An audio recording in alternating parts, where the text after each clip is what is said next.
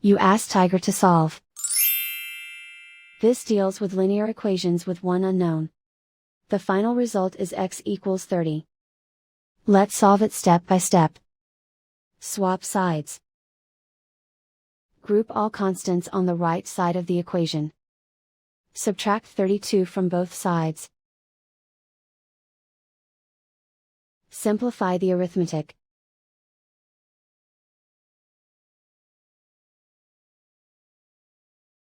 Isolate the x. Multiply both sides by inverse fraction 5/9.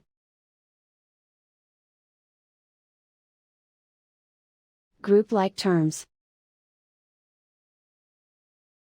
Multiply the coefficients. Simplify the fraction. Multiply the fractions. Simplify the arithmetic. And so the final result is x equals 30.